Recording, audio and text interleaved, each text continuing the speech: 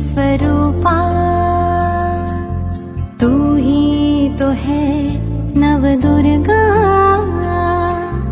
अष्ट शक्ति स्वरूपा, तू है देवी स्वरूपा, शक्ति स्वरूपा। तू है शक्ति, तुझ में बसी निधि, जगा ले तू ये स्मृति, तू ही है शिव शक्ति।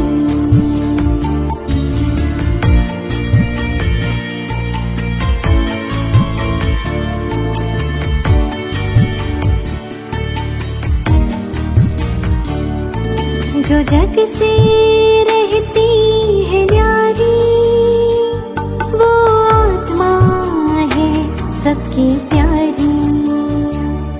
जो जग से रहती है न्यारी, वो आत्मा है सबकी प्यारी। जो न होती प्रभावित कहीं, ये है संकीर्णता की शक्ति। पुरानी बातों को जो मन से निकाले,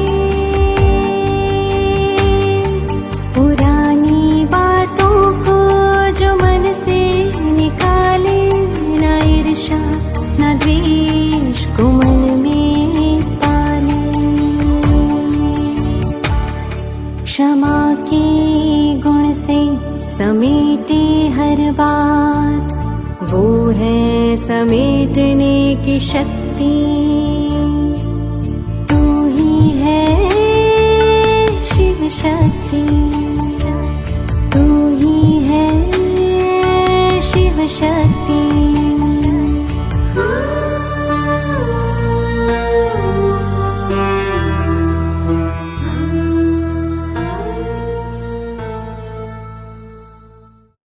ओम शांति।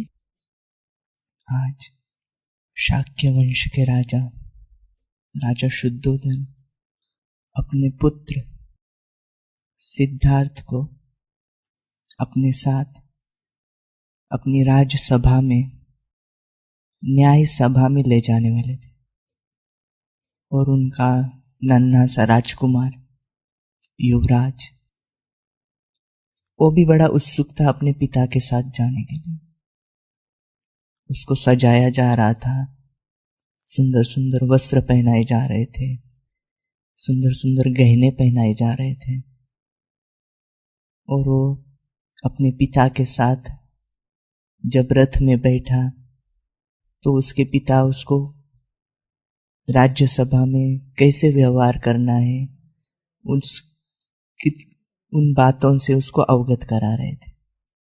और सिद्धार्थ भी बड़ी खुशी खुशी से अपने पिता के साथ राजसभा की ओर बढ़ रहा था। राजसभा में राजा के साथ साथ इस पुत्र सिद्धार्थ का भी जय घोष होता है। राजा अपने आसन पर स्थित हो जाते हैं और सिद्धार्थ के साथ साथ उनका चचेरा भाई देवदत्त भी होता है। न्याय सभा में न्याय मांगने के लिए आए हुए याचक, एक किसान और व्यापारी को हाजिर किया जाता है, सामने बुलाया जाता है। अब उनकी सुनवाई शुरू होती है, उनको सुना जाता है। तो किसान रोते हुए बोलता है कि इस व्यापारी ने मेरा धन ले लिया। और व्यापारी को पूछा जाता है तो व्यापारी कहता है कि इस किसान ने 2 साल पूर्व मेरे से अनाज लिया था और लौटाने की तिथि हो चुकी है, तो भी उसने लौटाया नहीं है। तो अब न्याय करे तो क्या? राजा पहले तो देवदत्त को न्याय करने की अनुमति दी जाती है। तो देवदत्त कहता है कि इस किसान ने अपने जो शब्द दिया हुआ है उसका पालन नहीं किया है, व्यापारी को अनाज जिस तिथि में लौटाना चाहिए था वो लौटाया नहीं है, तो इस किसान को क्या किया जाए, 10 कोड़े मारे जाए और जो भी अनाज है वो सब व्यापारी को लौटा दिया जाए। तो किसान तो गिड़गिड़ाने लगता है, रोने लगता है, कहता है कि अभी मेरे पास तो अनाज कम ही है, बारिश कम हुई थी, तो मैं अपने परिवार का भरण पोषण कैसे करूँगा, और अगर खेती में दे दूँ व्यापारी को, खेत दे दूँ तो फिर मैं तो अनाज कभी दे ही नहीं पाऊंगा किसान व्यापारी को वापस। अब बारी आती है सिद्धार्थ की कि न्याय करे तो क्या करे, कैसे करे। अब यहाँ पे न्याय भी करना है और परखना भी है। किसान कह रहा है कि इसने मेरे क्या लिए है, मुद्राएं ले ली है, और व्यापारी कहता है कि नहीं, मैंने तो इससे कोई मुद्राएं नहीं ली है। तो सिद्धार्थ को जब मौका मिलता है तो अपने आसन से उठकर उस किसान के पास जाता है, किसान के आंसू पोंछता है और उसको सच्चाई जानने का प्रयास करता है। तब किसान बताता है कि जब मैं उस अनाज को तेल लगा के कुछ प्रोसेस कर रहा था अगली बार बोने के लिए, उसको स्टोर करने के लिए, वो कुछ तेल लगाकर उस अनाज को रख रहा था, उसी समय ये व्यापारी आया और मेरी जो मुद्राएं थी वो खींच ली।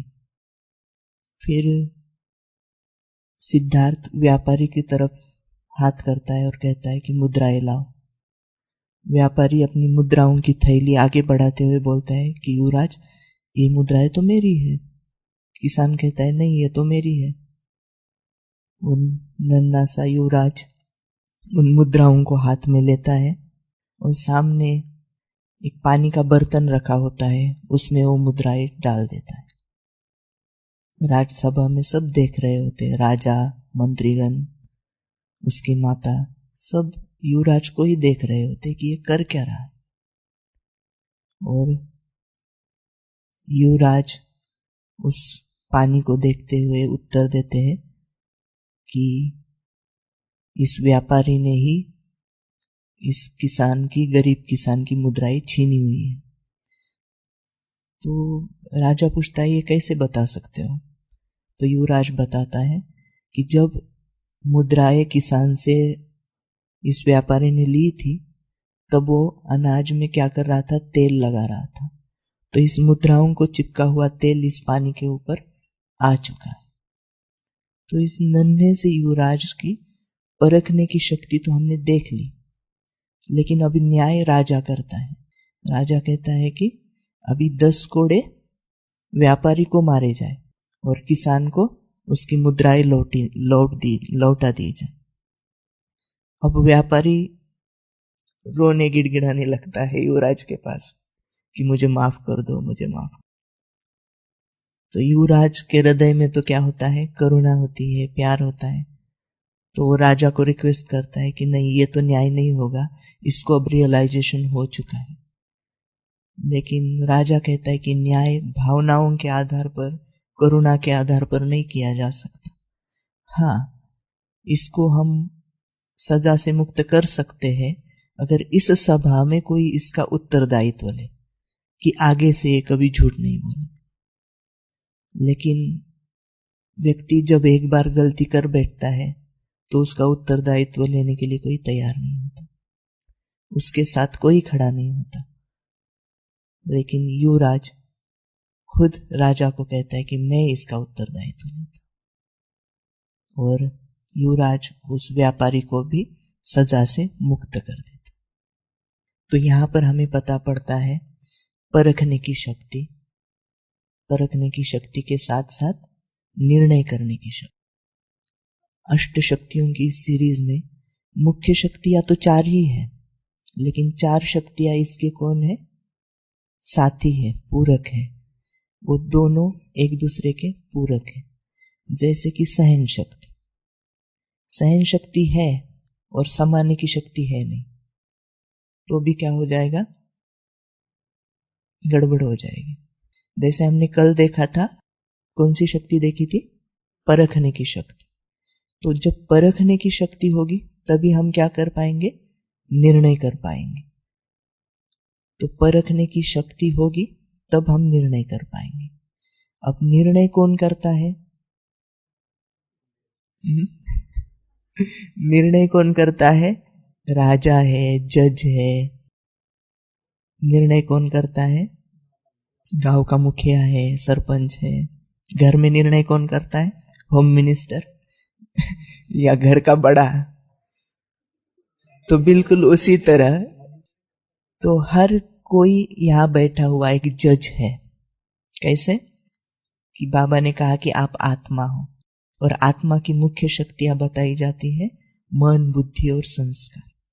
तो हम जब नए जिज्ञासु आते हैं उनको कितना अथॉरिटी से बताते हैं कि मन सोचता है, मन एक बिना लगाम का घोड़ा है, बुद्धि जज है, अच्छे निर्णय करेंगे तो हमारे अच्छे संस्कार होंगे और फिर हम ऐसे देवता बनेंगे। एकदम सामने वाला तो आश्चर्यचकित हो जाता है कि अरे बाप रे, कितना नया ज्ञान है। तो ये जो बुद्धि है इसको लगाम कहा जाता है। इस बुद्धि को क्या कहा जाता है, नेत्र भी कहा जाता है। इस बुद्धि को थर्ड आई कहा जाता है। इस बुद्धि को श्रीमत रूपी हाथ कहा जाता है। इस बुद्धि को सोने का बर्तन कहा जाता है। इस बुद्धि को क्या कहा जाता है, इंटेलेक्ट कहा जाता है। और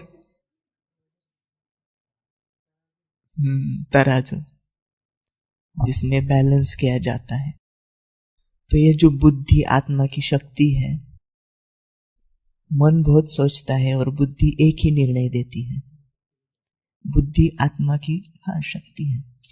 आत्मा का एक अंग है मन, बुद्धि और संस्कार। तो आज मनुष्य अच्छे निर्णय नहीं कर पाता है, उसको किसी की राय की आवश्यकता पड़ती है। वो हर किसी को पूछता है, गूगल से पूछता है, पड़ोसी से पूछता है, दोस्तों से पूछता है, मम्मी से पूछता है, पूछता ही रहता है, पत्नी से पूछता है। जहां जहां उसका फेथ है वहां वहां वो क्या करता है, पूछता है। तो क्यों ऐसी आफत आ गई है, क्यों ऐसी बुद्धि काम नहीं कर रही है? हाँ, क्योंकि बुद्धि तमो प्रधान हो चुकी है, बुद्धि डल हो चुकी है, बुद्धि मोटी हो चुकी है, भैंस बुद्धि बन गई है बुद्धि। क्यों? हाँ, व्यर्थ के कारण। हाँ, तो दुनिया में कहा जाता है कि ब्रह्मदेव जब बुद्धि बांटने आया था तब क्या छलनी लेके गया था? ब्रह्मदेव जब बुद्धि बांटने आया था तब क्या सो गया था? तो जरूर ब्रह्मदेव के द्वारा क्या करते हैं, परमपिता शिव परमात्मा हमें सतबुद्धि देते हैं। वो दिव्य बुद्धि के दाता है। परमात्मा के जो गुणों का, परमात्मा की जो कर्तव्यों का हम चित्र देखते हैं उसमें ये मुख्य रूप से लिखा हुआ है कि वो क्या है, दिव्य बुद्धि के दाता है। और आज की मुरली में बाबा कौन सी सभा आई है, कौन सी सभा में आए हैं? होली हंसों की सभा में। और क्या देने आए हैं? कौन आए हैं? नॉलेज, ज्ञान के सागर बाबा आए हैं। तो इस ज्ञान के सागर में हम कौन बैठे हैं? होली हंस बैठे हुए, होली हंस। हाँ, तो 31 जनवरी तो 2022 की मुरली है जिसका टाइटल था कि अब सच की वार्तालाप करनी है, तुम जज कर सकते हो राइट क्या है और रॉन्ग क्या है। और इसमें स्वयं सुप्रीम जज हाई कोर्ट हमें आदेश दे रहा है कि आप जज करो। किसको जज करो? बाबा ने कहा मुझे जज करो, मेरी नॉलेज को जज करो। मैंने जो नॉलेज आपको दिया है, कौन सा नॉलेज दिया है? लंबी लिस्ट है कि आप मुझे जज करो। बस ये एक अथॉरिटी बाबा ने हमें दी है कि आप क्या करो, मुझे जज करो। लेकिन होता क्या है, हम खुद को भी जज नहीं करते, भगवान ने दिए हुए ज्ञान को भी जज नहीं करते, लेकिन जो जज बनने के लिए नहीं कहा है वो जज हम बन जाते हैं। क्या करते हैं, दूसरों को जज करते हैं। करना है स्वयं को जज, लेकिन करते हैं पड़ोसी को, फ्रेंड को, मम्मी को, पापा को और टीचर को। किसको जज नहीं करते हम, प्रकृति को भी जज करते हैं, पशु पंछियों को भी जज करते हैं। हाँ, खुद को छोड़ के सबको जज करते हैं। तो हमने देखा है डिटेल में, किसमें, परदर्शन की लाइब्रेरी और परचिंतन की डिक्शनरी में सारा डिटेल देखा हुआ है। अभी हम इसके डिटेल में नहीं जाएंगे। बुद्धि तमो प्रधान हो चुकी है, भ्रष्ट हो चुकी है। उसके कारण आज का मनुष्य क्या बन चुका है, धर्म भ्रष्ट, कर्म भ्रष्ट हो चुका है। वो बुद्धि रूपी लगाम जब छूट जाती है तो घोड़ा कैसे भागता है, वो यहाँ माउंट में देखने को मिलता है। समय प्रति समय घोड़े को चलाने वाले से जब उसकी लगाम छूट जाती है ना, तो घोड़ा आराम से भाग जाता है माउंट के जंगलों में। फ्रीडम उसको मिल जाता है। फिर यहाँ पे विधि हमें बाबा ने बताई, खुद को चेक करना है और चेंज करना है, कैसे खुद जज बनना है, जो हम भविष्य में धर्मराजपुरी की सजाओं से क्या बन जाए, बच जाए। शास्त्रों में भी बताया गया है कि कैसे यमराज आता है, फिर कैसे चित्रगुप्त सारी बातें सुनाता है, और फिर कैसे वो रौरव नर्क, कुंभीपाक नर्क, कैसे तेल में पकोड़े बनाए जाते हैं मनुष्य के। वो सारे डर भक्ति मार्ग में दिया गया है। लेकिन बाबा हमें यहाँ डराता नहीं है, लेकिन सत्य से अवगत कराता है कि कैसे कैसे सिचुएशन आएगी। तो डरना नहीं है, लेकिन ज्ञान के आधार पर, सत विवेक बुद्धि के आधार से हमें क्या करना है, अपने आप को चेक करना है। अब हिस्ट्री में देखा जाए तो बीरबल है, चाणक्य है और तेनालीरामा है, कि इन लोगों की आवश्यकता पड़ी उन राजाओं को। जब उनकी बुद्धि काम नहीं कर रही थी तब इन आत्माओं का आवश्यकता पड़ी, और फिर इन्होंने क्या किया, अपने राजाओं को बहुत ही सुंदर सुंदर गाइडेंस दिया। उसकी किताबें बनी पड़ी है, कहानियां हैं। फिर खेल जगत हो, कॉरपोरेट हो, बिजनेसमैन हो, हर जगह पे जज होते हैं, उनके सलाहकार होते हैं। हर फील्ड में क्या होता है, एक निर्णय देने वाला अलग से वो पद ही होता है कि वो क्या करते हैं।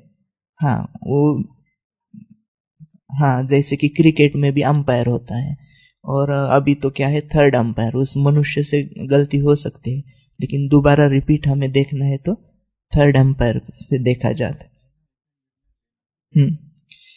निर्णय हम दूसरों को देते हैं, नहीं देना चाहिए। अगर आप अथॉरिटी हो, अगर आपका कर्तव्य है निर्णय देना, जैसे माता पिता, उनके सामने छोटा बच्चा है, हाँ तो परखना है ना, परखना है, और उसके आधार पर आप उनको सलाह दे सकते हो, निर्णय नहीं देना है। क्योंकि इससे हम क्या बन जाएगा, हिसाब किताब हमारा बच जाएगा, कार्मिका नहीं, ये तो नहीं देना। तो अभी अच्छा लेना, अपने जीवन में निर्णय जब लेना होता है, जैसे छोटा बच्चा होता है तो उसको भगवान से 2 गिफ्ट मिल जाती है। एक सत विवेक बुद्धि उसको मिलती है, और दूसरा उसको चॉइस भी होती है, एक स्वतंत्रता होती है कि आप ये चुनना है या ये चुनना है, ऑप्शन। हाँ, तो ये 2 गिफ्ट हमें भगवान से मिली हुई है बचपन से। लेकिन आजकल क्या है, बच्चों को ही उल्टा सिखाते हैं माता पिता, क्योंकि उनके पास ही बुद्धि नहीं है। घर में कोई दरवाजा खटखटाता है हाँ, कोई दरवाजा खटखटाता है तो पिताजी छिप जाते हैं, बोलते हैं कि बेटा बोल देना मैं घर में नहीं हूँ, मम्मी बोल देती है बेटा उनको बताना, मतलब बच्चे को ट्रेनिंग ही ऐसे दिया जाता है, झूठ का और असत्य का। तो इसीलिए उस सत्यम शिवम सुंदरम पिता से, माता पिता से उस बच्चे की पहचान करानी पड़ेगी, तो वो ऐसी गलती नहीं करेगा।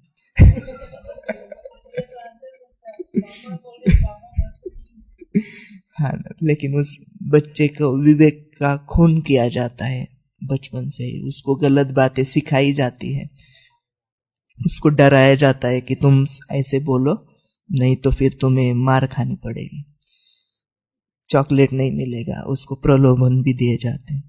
तो अच्छा निर्णय, सटीक निर्णय अगर हम अपने क्षेत्र में लेते हैं तो बहुत आगे बढ़ते हैं। कोई भी क्षेत्र हो, तो अपने क्षेत्र में आगे बढ़ना है या सच्चे दिल पर साहब राजे आज बाबा ने कहा, तो उसके दिल पर हमें चढ़ना है। तो हमें क्या करना पड़ेगा, सच्चाई के मार्ग पर चलने के लिए निर्णय हमारे कैसे हो, निर्णय में देरी ना हो। तो निर्णय लेने के लिए, अच्छे निर्णय के लिए कुछ बिंदु निकाले हैं 10-12। तभी भी हम सरेंडर हो सकते हैं बाबा के सामने, या अपनी गलती को मान सकते हैं कि मेरा ये निर्णय गलत था। आगे फिर समय स्थान नहीं, पश्चाताप करने में समय नहीं गंवाना है, लेकिन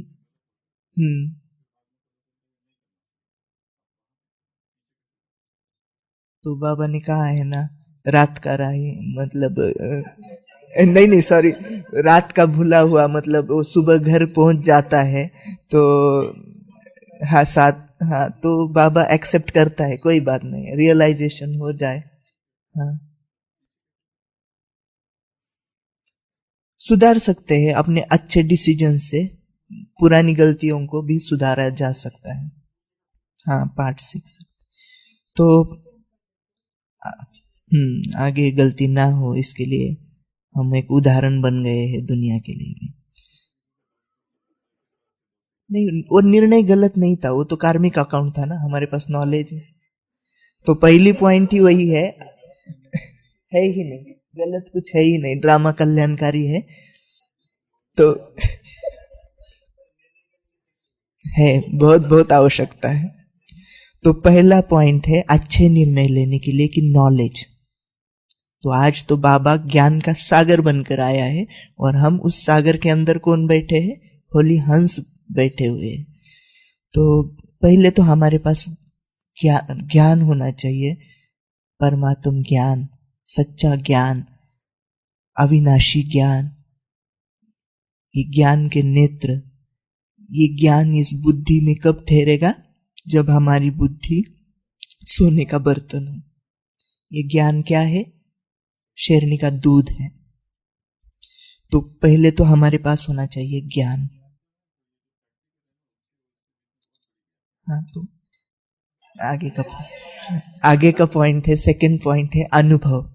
कि जैसे अभी कहा था कि आपके पहले कुछ निर्णय के कारण आप भुगत रहे हो, तो जरूर आप अनुभवी हो, अनुभवी है तो बहुत अच्छे निर्णय ले सकते हो।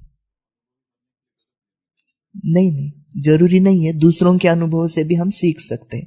दूसरों के गलत निर्णयों के कारण वो कैसे भुगत रहा है, दुख, दर्द, यातना, तो उससे भी हम सीख सकते हैं। जरूरी नहीं है कि शादी क्या होती है तो खुद ही शादी कर ले, दूसरे की शादी में भी हम जाके देख सकते हैं कि शादी कैसे होती है। अगला पॉइंट है साक्षी। साक्षी हो जाओ, साक्षी होके देखो। थर्ड पॉइंट है अच्छे निर्णय लेने के लिए मुझे साक्षी बनना पड़ेगा। थर्ड पॉइंट, हाँ थर्ड पॉइंट है कि मुझे साक्षी बनना पड़ेगा। जब हम साक्षी बनेंगे ना, तभी हम अच्छा एक डिटैच बन करके हम करेंगे, तब हम अच्छा निर्णय दे पाएंगे। एक बार क्या होता है, एक कंपनी में एक कार का लॉन्च करना होता है, पत्रकार लोग बाहर खड़े होते हैं और मालिक भी बड़ा सज धज के आया है, अब मैं मीडिया के सामने या दुनिया के सामने इस कार को क्या कर रहा हूँ, ला रहा हूँ। तो बस अभी कार को बाहर लाना है और पता पड़ता है कि ये जो हाइट है दरवाजे की शोरूम के वो बहुत ही कम है, और वो जो प्रोडक्ट अंदर तैयार हुई जो कार है वो उस दरवाजे से बाहर ही नहीं निकल रही है जहाँ से कैमरे लगे हुए हैं। अब करे तो क्या करे, तो वहाँ पे पेंटर खड़ा होता है, बोलता है कोई बात नहीं आप लाओ, थोड़ा सा खरोच आएगी मैं उसको क्या कर दूंगा, पेंट कर दूंगा। फिर वहाँ पे कारपेंटर खड़ा होता है, वो बोलता है कोई बात नहीं मैं दरवाजा काट देता हूँ ऊपर से। तो मालिक का दिल तो, दरवाजा भी बड़ा अच्छा होता है कांच का, वो मतलब बोलते हैं नहीं ये भी राय मुझे पसंद नहीं है। फिर वहाँ पे एक सफाई कर्मचारी खड़ा होता है, तो वो मालिक को बोलता है मैं एक राय दूं। मालिक बोलता है कि ये क्या बताएगा मुझे, ये क्या मुझे राय देगा, ये क्या मुझे निर्णय देगा। तो अभी चलो बता ही दो, पूछ ही लिया है तो वो बोलता है कि आप क्या करो सर, वो जो आधा इंच का फर्क है ना चारों व्हील में से आप क्या कर दो, तो हवा कम कर दो, कार बाहर आएगी, हवा फिर भर दीजिए। तो क्या है, ये हवा जो भरी हुई होती है ना अंदर, तो कम कर सकते हैं। तो कि राय कोई भी दे सकता है, जरूरी नहीं आपके पास पद है, पोजीशन है, डिग्रियां है, सामान्य व्यक्ति भी कभी कभी राय दे सकता है। तो साक्षी होके वो राय क्यों दे पाया, एक सिंपल एक सर्वेंट होकर भी इतने बड़े बड़े लोग नहीं कर पा रहे थे, लेकिन वो सर्वेंट क्योंकि वो साक्षी था, उसको कुछ इतना लेना देना नहीं था उन बातों से, लेकिन पेंटर को अपना हुनर दिखाना था कि हाँ कोई बात नहीं, भले आपसे गलती हो गई है लेकिन मैं पेंट दे के उसको ठीक कर दूंगा। कारपेंटर का भी क्या था, अहंकार की तृप्ति हो रही थी, कोई बात नहीं मैं हूं ना आप, मैं वहां उनकी मैं की तृप्ति हो रही थी। यहाँ तो ये मजदूर एक साक्षी होके देख रहा था और रिक्वेस्ट कर रहा था कि आप ऐसे कर सकते हैं, उसको अपनी प्रसिद्धि की वहां पे नहीं पड़ी थी। फिर अगला पॉइंट है त्रिकालदर्शी। त्रिकालदर्शी के साथ साथ हमें दुरांदेशी भी होना पड़ेगा, त्रिकालदर्शी होके सोचना पड़ेगा कि ये निर्णय देने से क्या क्या हो सकता है, ये निर्णय लेने से ये वर्ग खुश होगा लेकिन फिर आने वाली पीढ़ियां खुश होंगी। तीनों तरफ देखते हुए दुरांदेशी होकर हमें डिसीजन लेना पड़ेगा। तो डिसीजन के बाद, जजमेंट के बाद हम डिसीजन लेते हैं। जजमेंट मतलब वही परखने की शक्ति होती है उसे। लेकिन आपने इंग्लिश में पूछा। फिर अगली पॉइंट है हंस बुद्धि। जो बाबा आज हंसों के पास आए हैं, तो पहले हंसों की दो विशेषता बाबा ने आज बताई, कौन सी? स्वच्छता, सफेद होगा, और स्पष्टता, क्लीनलीनेस होंगी, पवित्र होगा। तो हंस क्या करता है, मोती चुगता है, रत्न चुगता है, पत्थर नहीं चुगता है, कंकड़ नहीं चुगता है।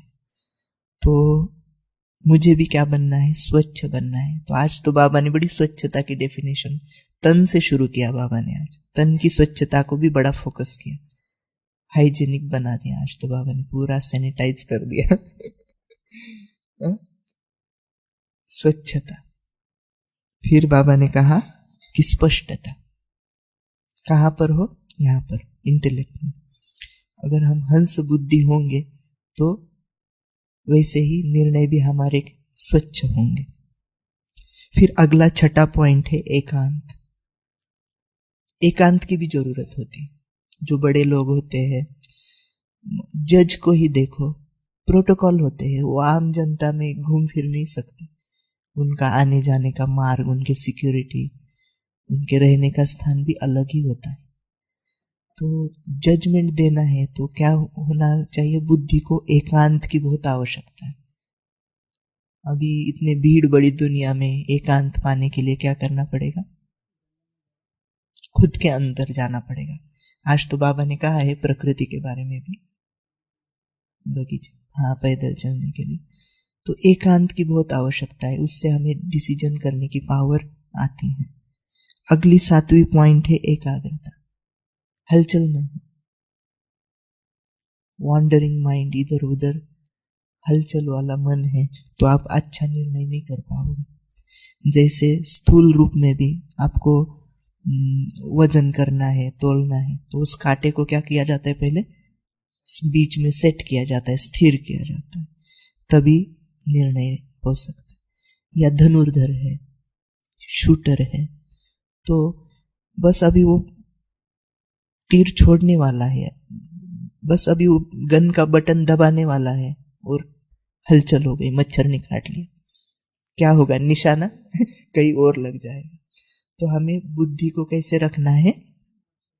बिल्कुल एकाग्र रखना है, स्थिर रखना है, कंसंट्रेशन। फिर अगली पॉइंट है दृढ़ता। अब हमने परख लिया है अच्छे से, तो जजमेंट देते समय दृढ़ता हो, हमारी आवाज में एक दम हो, न कि डरते डरते। बिल्कुल हमारे अंदर दृढ़ता हो, निश्चय हो, फेथ हो, खुद पर आत्मविश्वास हो, और उस आधार पर हम क्या करें? वो निर्णय सुने। लेकिन कई बार होते हैं कुछ निर्णय जैसे कहीं बोली लग रही है, क्या बोलते हैं उसको? नीलामी। तो वहां पर अहंकार होता है, उसने इतनी अमाउंट बोली तो मैं इतनी। कभी कभी तो ओवर कॉन्फिडेंस में लोग चले जाते हैं। कॉन्फिडेंस हो लेकिन ओवर कॉन्फिडेंस नहीं हो। अगला पॉइंट है 9th, धैर्यता। धैर्यता, अधीरता में कुछ हमें निर्णय नहीं लेना चाहिए। धैर्यता के साथ साथ हमें समय भी देना है सामने वाले को। कभी कभी वेट एंड सी करना पड़ता है कुछ निर्णय लेने के लिए, कुछ बातों को एग्जामाइन करने के लिए, तो सब्र करना पड़ता है। अभी धैर्यता, एक तो हम सुनते ही नहीं है। एक बार क्या होता है, एक रामलाल एक वैद्य के पास सीख रहा होता है, उस युवक का नाम होता है रामलाल। तो वैद्य जी उसको बता रहे होते कि देखो बेटा, कुछ सारी बीमारियों का हल इस किताब में आपको नहीं मिलेगा, कुछ बीमारियां ऐसी होती है जो इस मेडिकल के बुक में भी नहीं होती। तो वो पूछता है फिर वो कौन सी बीमारी है जिसका इसमें हल नहीं है? एक फॉर एग्जांपल तो वो बताते हैं कि जैसे कि हिचकियाना, उसकी कोई दवा नहीं है, कोई मेडिसिन नहीं है, लेकिन तो फिर उसके समय इसमें नहीं लिखा है तो क्या करना चाहिए? वो अपने डॉक्टर से पूछता है, तो वो बोलता है एक झापड़ लगा दो, ठीक हो जाएगा। तो उसी समय एक टांगा उसके डिस्पेंसरी के सामने रुकता है और उसमें से एक हाफता हुआ एक व्यक्ति आता है, मोटा सा, कि बोलता है कि हिचकी रुक ही नहीं रही है। रामलाल तुरंत जाके उसको एक चाटा मार देता है। वो व्यक्ति देखता ही रह जाता है कि ये क्या हो गया। तो फिर बोलता है कि भाई हिचकी मुझे नहीं, मेरी पत्नी बाहर टांगे में बैठी है। अब वैद्य जी भी नाराज हो जाते कि ये क्या कर दिया इसने, और वो व्यक्ति तो सुनने के लिए तैयार ही नहीं। डॉक्टर कहते कि रुको भाई, मैं घर में आके आपका इलाज कर देता हूँ, मैं आता हूँ आपके साथ। लेकिन वो टांगे में डॉक्टर को भी लेता नहीं, वो चला जाता। फिर वैद्य जी, डॉक्टर जी अपने चेले को समझाते हैं कि बेटा पहले सुना करो। न मेरी बात तुमने पूरी सुनी, न उसकी बात तुमने पूरी सुनी। अधीरता से क्या कर दिया? अब पता है जिसको तुमने चाटा मारा है वो कौन है? वो इस गांव का बड़ा जमींदार है।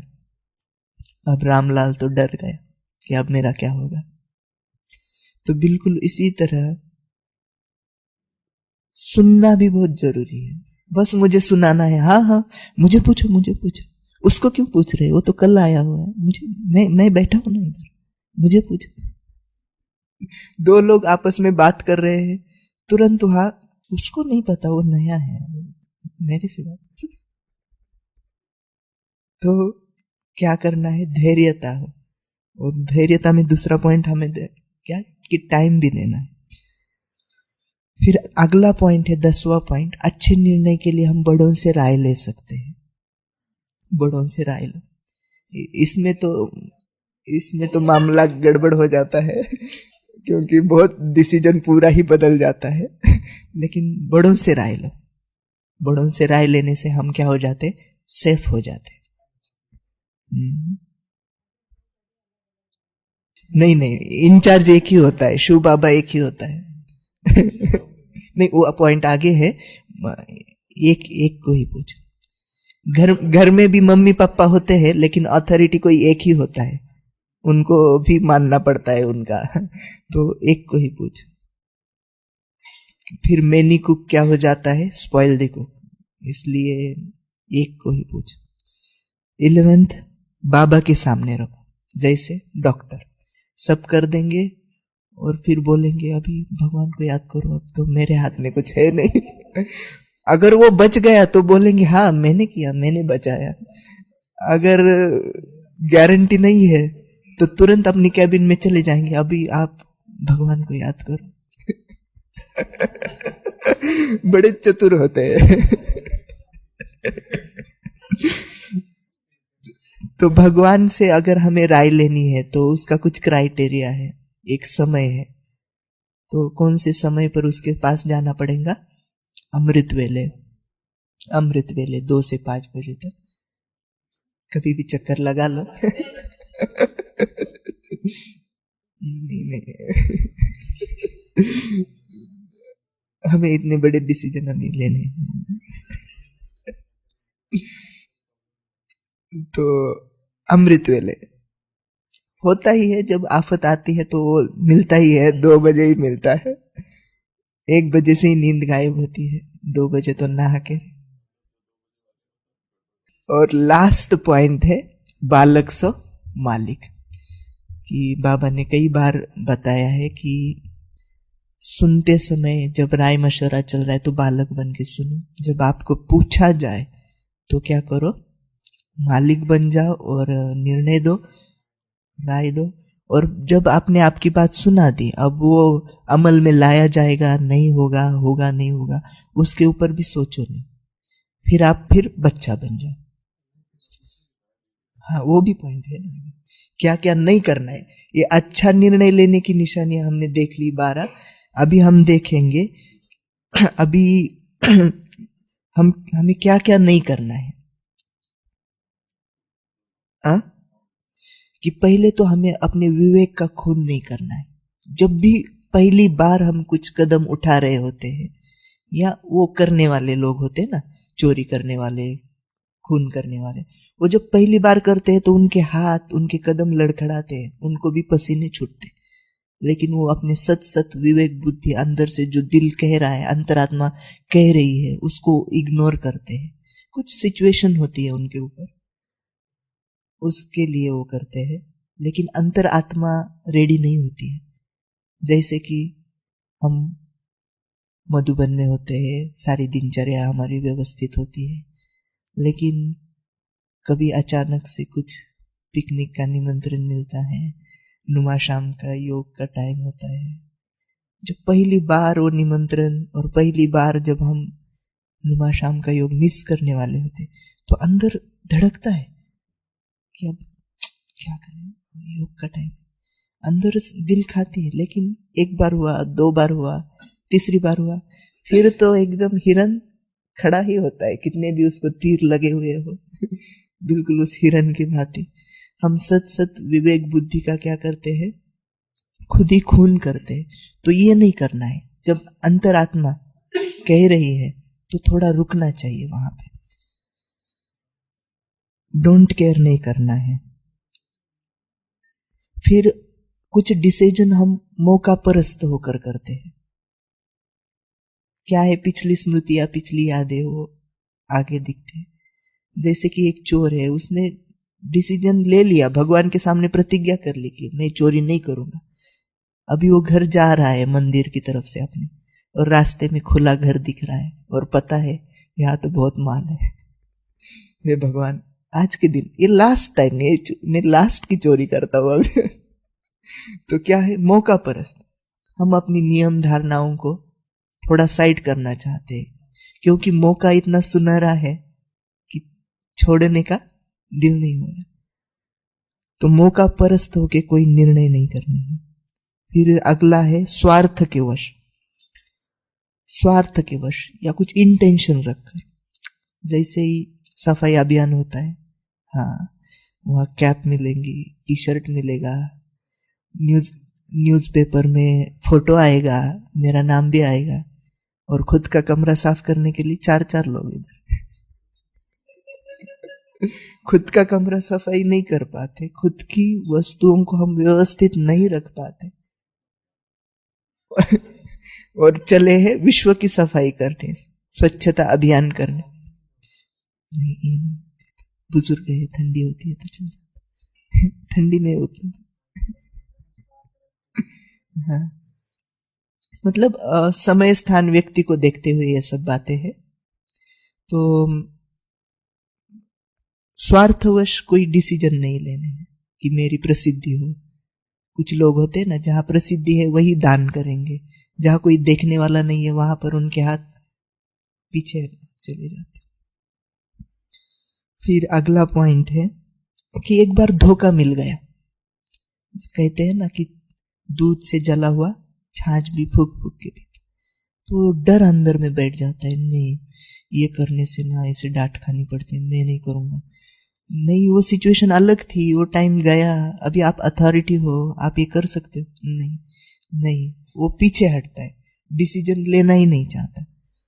तो एक बार धोखा मिला, फिर कुछ निर्णय हम आलस से, अलबेलापन में, अपने कंफर्ट जोन में लेना चाहते, वहां अच्छे अच्छे ज्ञान की पॉइंट सुना देंगे होता खुद का आलस से अलबेलापन है, लेकिन बातें ऐसी बताएंगे कि नहीं, हम नहीं वो निर्णय लेंगे, हम नहीं वहां जाएंगे, हाँ हमें तो अकेले में ही रहना पसंद है। फिर अगला पॉइंट है कि हाँ, हद में आ जाते हैं, लिमिटेशंस, मैं छोटा हूं, या फिर ये बहनों की सेवा है, ये भाइयों की सेवा है, लिमिटेशंस में आ जाते। तो इसके लिए बाबा ने क्या कहा था, यज्ञ की शुरुआत में स्वमान दिए थे कि आप चतुर्भुज हो, आप पूर्वज हो, ऐसे नहीं कि आप हम छोटे हैं। आज की मुरली में भी है ना, हम तो छोटे हैं। तो कई बातें होती है कि जहां पर लिमिटेशंस हम अपने आप को बांध देते, निर्णय ऐसे करने होंगे हमें बेहद में आके, तभी हम क्या हो पाएंगे, आगे बढ़ पाएंगे या सक्सेस हो पाएंगे। फिर अनुमान से निर्णय, हाफ इंफॉर्मेशन, हमने देख लिया कि अनुमान लगाते हैं। अभी मैं एक स्टोरी सुनाता हूं कि रमेश खटिया पे लेटा हुआ है, वो जाग रहा है, वो देखता है कि खिड़की से चोर आया, वो चिल्लाया नहीं, उसने देखा कि चोर ने अलमारी खोली, जो भी था माल उसने भर लिया अपनी बैग में और खिड़की से चला गया। अब वो चोर जाने के बाद भी वो चिल्लाया नहीं, उसने अपने घर वालों को भी बताया नहीं, न वो पुलिस स्टेशन में गया दूसरे दिन। क्या कहेंगे इस रमेश को? हाँ, रमेश ही चोर था, और हाँ रमेश बुद्धू नहीं था, रमेश गूंगा नहीं था, रमेश डरा नहीं था, रमेश तो 6 मास का बच्चा था लेकिन हम क्या करते हैं, अनुमान लगाते हैं, हम पूरी बात को परखते ही नहीं और तुरंत डिसीजन पर जाते हैं कि वो तो बुद्धू होगा, वो तो डर गया होगा, वो तो खुद ही चोर होगा, क्या क्या बातें निकल कर आती। हाँ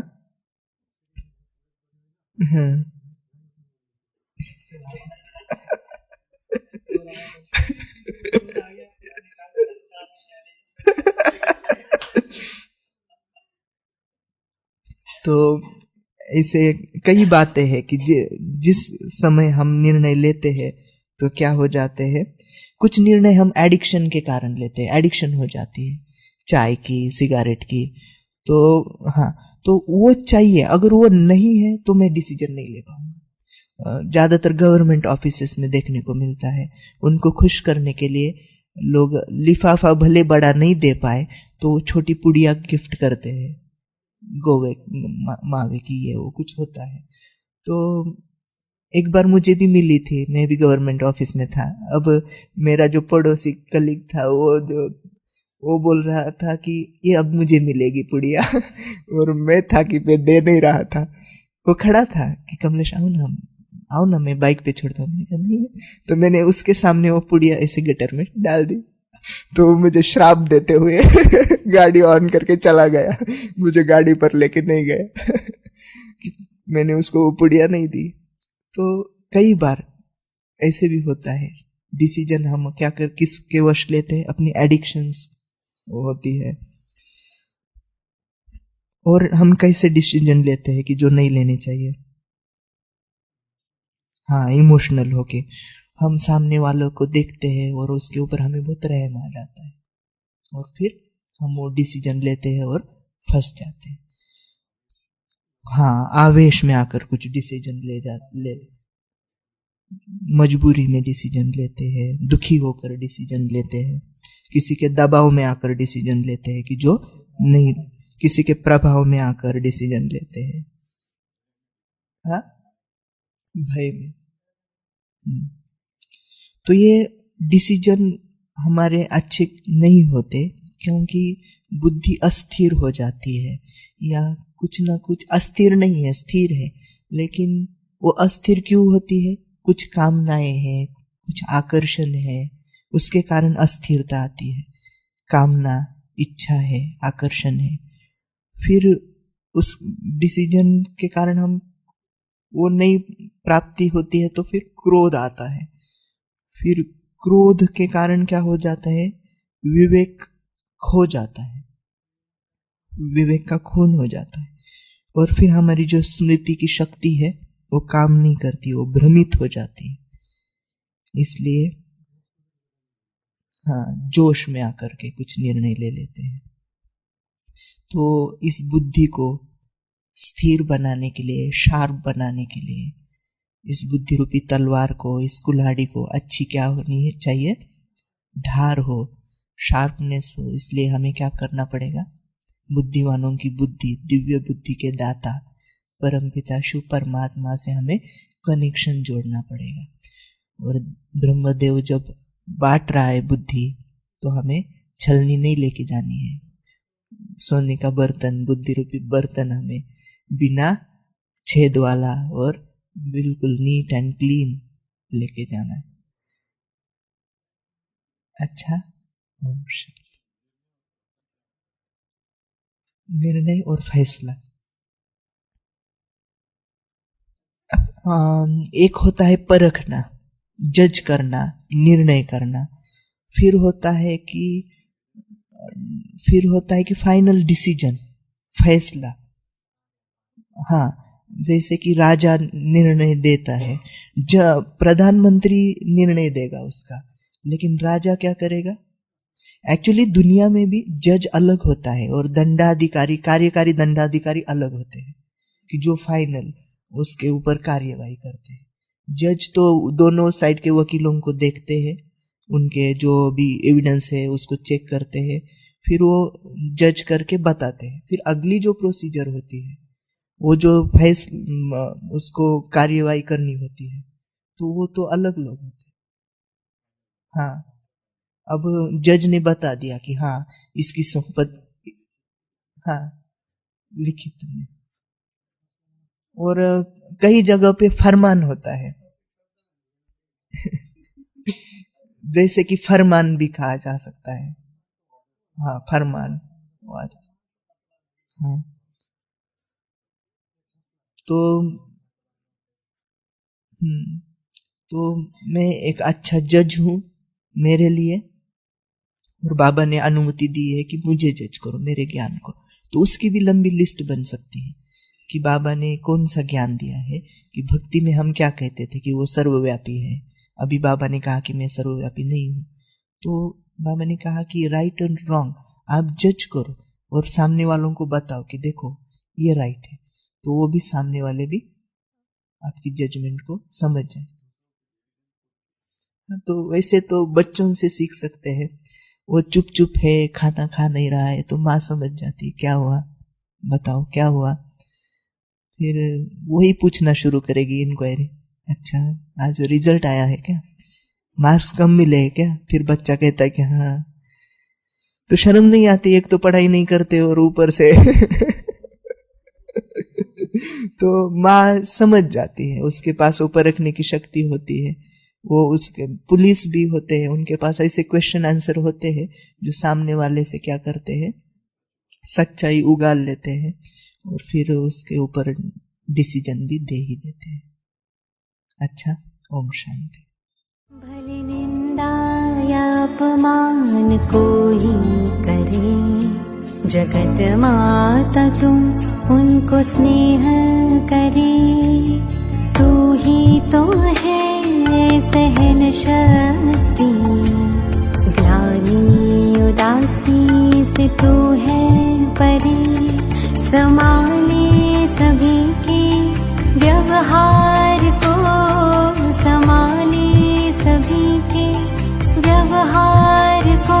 ऐसी अद्भुत समाने की शक्ति धरे, तू शक्ति धरे। तू है शक्ति, जगा ले तू ये स्मृति।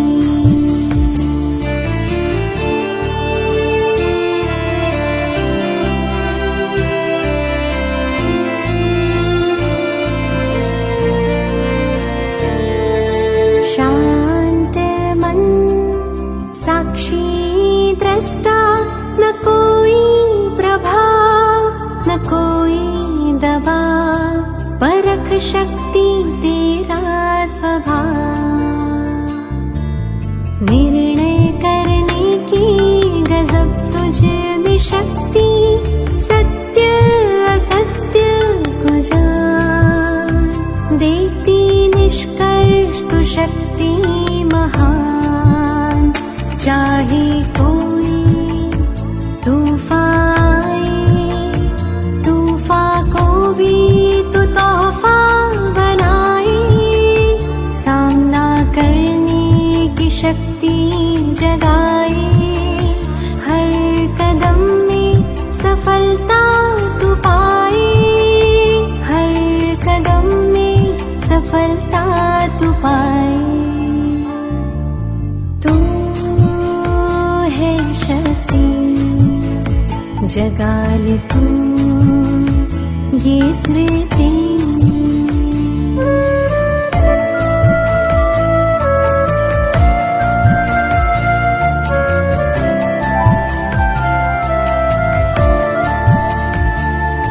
तू शक्ति है जो सबको तारे, जो भी अपने जीवन से हारे। सहयोग की शक्ति जगा तू, दुखी यारे है तुमको पुकारे। ये समय महापरिवर्तन का, अष्ट शक्ति को भीतर जगा। विकारों रूपी रावण को शिव शक्ति बन के जला। तू ही है शक्ति स्वरूपा, तू ही तो है नव दुर्गा। अष्ट शक्ति स्वरूपा, तू है देवी स्वरूपा, शक्ति स्वरूपा। तू है शक्ति, तुझ में बसे नौ निधि। जगा ले तू ये स्मृति, तू ही है शिव शक्ति, तू ही है शिव शक्ति, तू ही है शिव शक्ति।